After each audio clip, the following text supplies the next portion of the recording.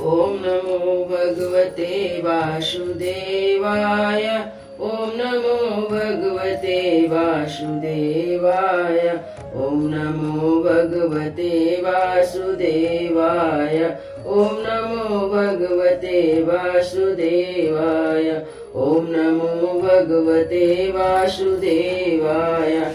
श्री सुख सुधा सागर श्रीमद् भागवतम महात्मा देवर्षि नारद की भक्ति से भेंट।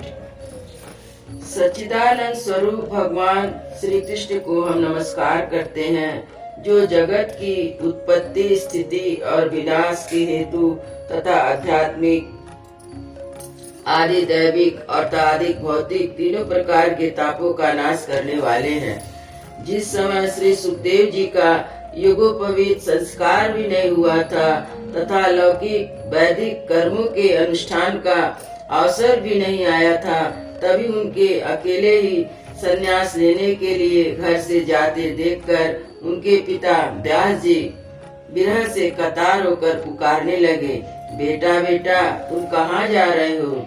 उस समय वृक्षों ने तन्मय होने के कारण श्री सुखदेव जी की ओर से उत्तर दिया था, ऐसे सर्वभूत हृदय स्वरूप श्री सुखदेव मुनि को मैं नमस्कार करता हूँ। एक बार भगवत कथा का अमृत का रसास्वादन करने में कुशल मुनिवर सौनक जी ने नैमिषारण्य क्षेत्र में विराजमान महामती सूत जी को नमस्कार करके उनसे पूछा।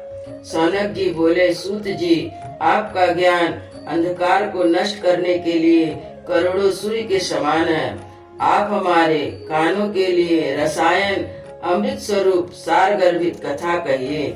भक्ति, ज्ञान और वैराग से प्राप्त होने वाला महान विवेक की वृद्धि किस प्रकार होती है तथा वैष्णव लोग किस तरह इस माया मोह से अपना पीछा छुड़ाते हैं। इस घोर कलयुग में जीव प्राय आसुरी स्वभाव के हो गए हैं। विविध क्लेशों से आक्रांत इन जीवों को शुद्ध बनाने का सर्वश्रेष्ठ उपाय क्या है। सूत जी, आप हमें कोई ऐसा शाश्वत साधन बताइए जो सबसे अधिक कल्याणकारी तथा पवित्र करने वालों में भी पवित्र हो तथा जो भगवान श्री कृष्ण की प्राप्ति करा दे। चिंतामणि केवल लौकिक सुख दे सकती है और कल्प वृक्ष अधिक से अधिक स्वर्गीय संपत्ति दे सकता है, परंतु गुरुदेव प्रसन्न होकर भगवान का योग दुर्लभ नित्य वैकुंठ धाम देते हैं। सूत जी ने कहा, सौनक जी, तुम्हारे हृदय में भगवान का प्रेम है, इसलिए मैं विचार कर तुम्हें संपूर्ण सिद्धांतों का निष्कर्ष सुनाता हूँ, जो जन्म मृत्यु के भय का नाश कर देता है, जो भक्ति के प्रभाव को बढ़ाता और भगवान श्री कृष्ण की प्रसन्नता का प्रधान कारण है। मैं तुम्हें वह साधन बतलाता हूँ, उसे सावधान होकर सुनो। श्री सुखदेव जी ने कलयुग में जीवों के काल रूपी सर्प के मुख का ग्रास होने के त्रास का अत्यंतिक नाश करने के लिए श्रीमद् भागवत शास्त्र का प्रवचन किया है। मन की शुद्धि के लिए इससे बढ़कर कोई साधन नहीं है। जब मनुष्य के जन्म जन्मांतरों का पुण्य उदय होता है, तभी उसे इस भागवत शास्त्र की प्राप्ति होती है। जब सुखदेव जी राजा परीक्षित को यह कथा सुनाने के लिए सभा में विराजमान हुए, तब देवता लोग उनके पास अमृत का कलश लेकर आए। देवता अपना काम बनाने में बड़े कुशल होते हैं, अतः यहाँ भी सबने सुखदेव मुनि को नमस्कार करके कहा, आप यह अमृत देकर बदले में हमें कथा अमृत का दान दीजिए। इस प्रकार परस्पर विनिमय हो जाने से राजा परीक्षित अमृत पान कर लेंगे और हम सब श्री भागवत कथा रूपी अमृत का पान करेंगे। इस संसार में कहाँ कांच और कहाँ महामूल्य मणि और कहाँ सुधा कहाँ कथा।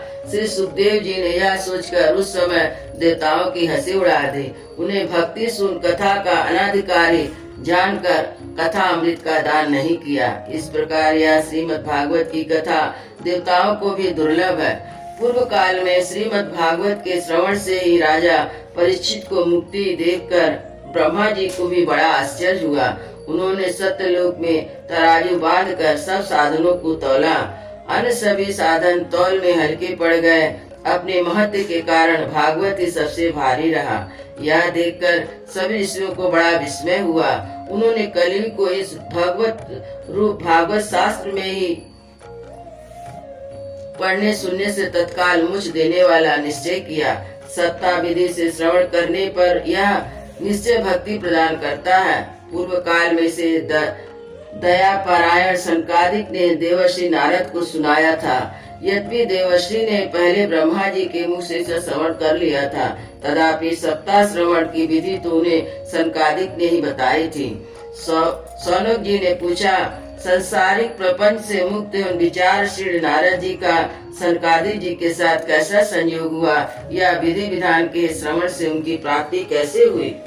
सूत जी ने कहा, अब मैं तुम्हें वह भक्तिपूर्ण कथा सुनाता हूँ जो सुखदेव जी ने मुझे अपने अन्य शिष्य जानकर एकांत में सुनाया था। एक दिन विशालापुरी में चारों ओर निर्मल ऋषि सत्संग के लिए आए थे। वहाँ उन्होंने नारद जी को देखा। सनकादिक ने पूछा, ब्राह्मण, आपका मुख उदास क्यों हो रहा है? आप चिंतातुर कैसे हैं? इतनी जल्दी जल्दी आप कहाँ जा रहे हैं और आपका आगमन कहाँ से हो रहा है? इस समय तो आप उस पुरुष के समान व्याकुल जान पड़ते हैं जिसका सारा धन लूट गया हो। आप जैसा आसक्ति रहित पुरुषों के लिए उचित नहीं है, इसका कारण बताइए। नारद जी ने कहा, मैं सर्वोत्तम लोग समझकर पृथ्वी में आया था। वहाँ पुष्कर, प्रयाग, काशी, गोदावरी, हरिद्वार, कुरुक्षेत्र, श्रीरंग और सेतुबंध आदि कई तीर्थों में इधर उधर विचरता रहा, किंतु मुझे कहीं भी मन का संतोष देने वाली शांति नहीं मिली। इस समय अधर्म के सहायक कलयुग ने सारी पृथ्वी को पीड़ित कर रखा है। अब यहाँ सत्य, तप, शौच, दया, दान आदि कुछ भी नहीं है। बेचारे जीव केवल अपना पेट पालने में लगे हुए हैं। वे असतभाषी, आलसी, मंदबुद्धि, उपद्रवग्रस्त हो गए हैं। जो साधु सन्यासी कहे जाते हैं, देखने में तो विरक्त है, किंतु स्त्री धन आदि सभी का परिग्रह करते हैं। घरों में स्त्रियों का राज है। साले सलाहकार बने हुए हैं। लोभ से लोग कन्या विक्रय करते हैं। स्त्री पुरुषों में कलह मचा रहता है। महात्माओं के आश्रय तीर्थ और नदियों पर विधर्मियों का अधिकार हो गया है। उन दुष्टों ने बहुत से देवालय को भी नष्ट कर दिए हैं। इस समय यहाँ न कोई योगी है, न सिद्ध, न ज्ञानी, न सत्कर्म करने वाला ही है। सारे साधन इस समय कली रूप दानव से जलकर भस्म हो गए।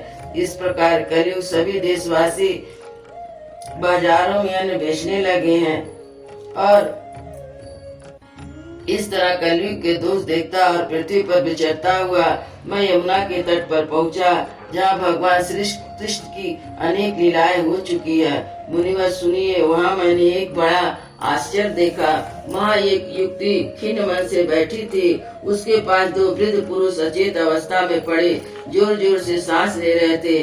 वह तरुणी उनकी सेवा करती हुई कभी उन्हें चेत कराने का प्रयत्न करती, कभी उनके आगे रोने लगती थी। वह अपने शरीर के रक्षक परमात्मा को दसों दिशाओं में देख रही थी। उसके चारों ओर सैकड़ों स्त्रियां उसे पंखा चल रही थी। वह उन्हें बार बार समझाती जाती थी।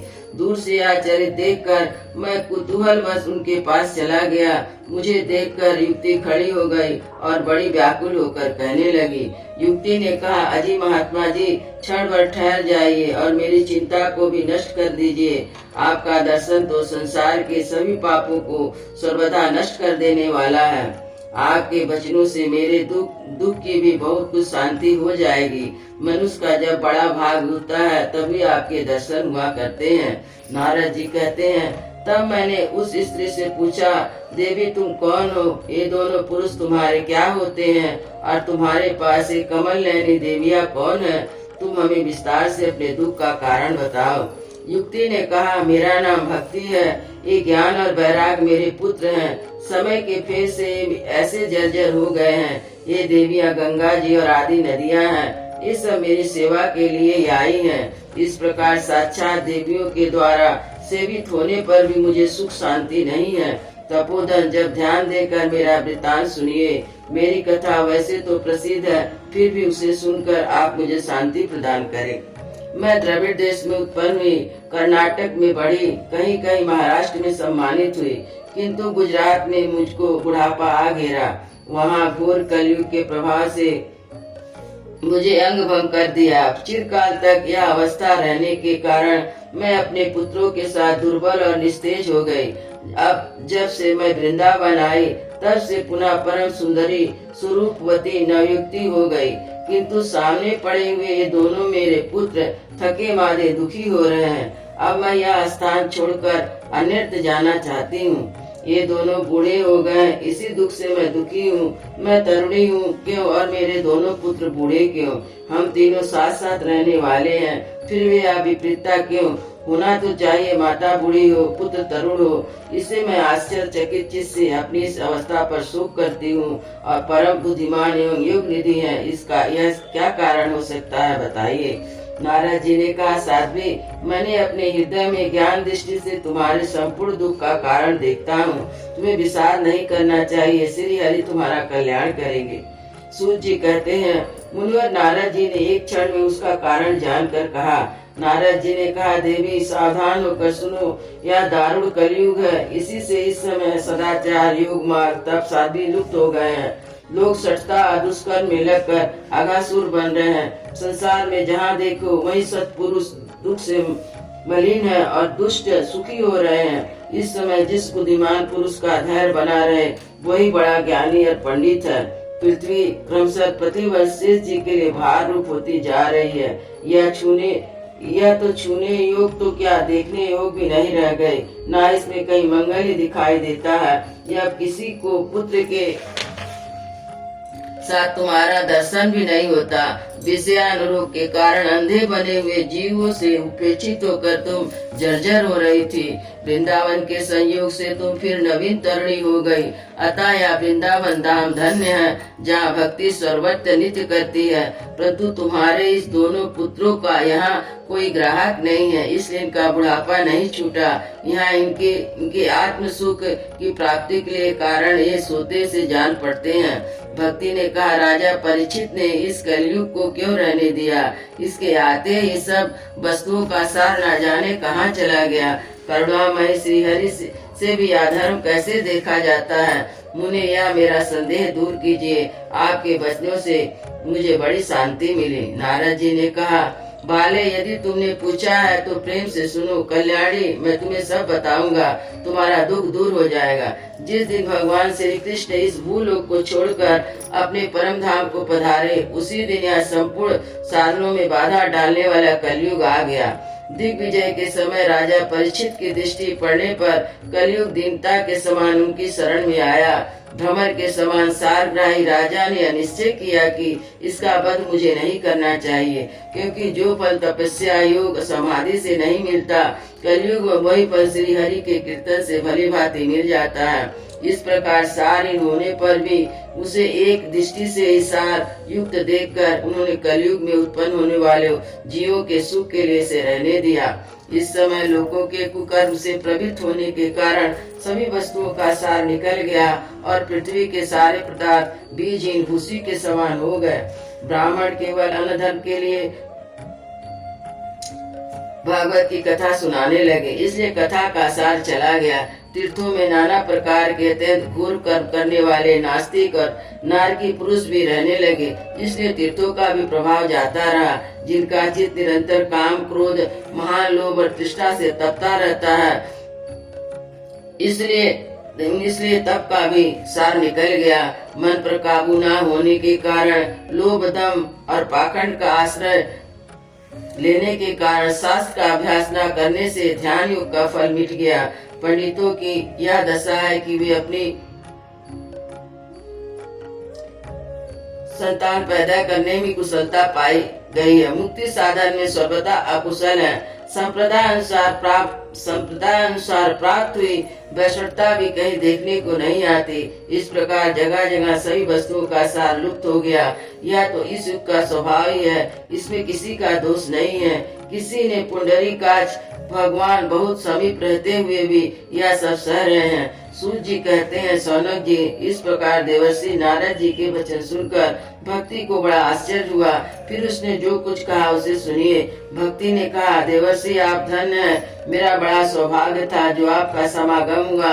संसार में साधुओं का दर्शन वैसे ही समस्त सिद्धियों का परम कारण है। आपका केवल एक बार उपदेश धारण करके कयादु कुमार प्रहलाद ने माया पर विजय प्राप्त कर ली। ध्रुव ने भी आपकी कृपा से ध्रुव पद प्राप्त किया। आप स्वर मंगल में साक्षात ब्रह्मा जी के पुत्र हैं। मैं आपको नमस्कार करती हूँ। अयोध्या श्री राम लला की जय, वृंदावन बिहारी लाल की जय, सतगुरु महाराज की जय।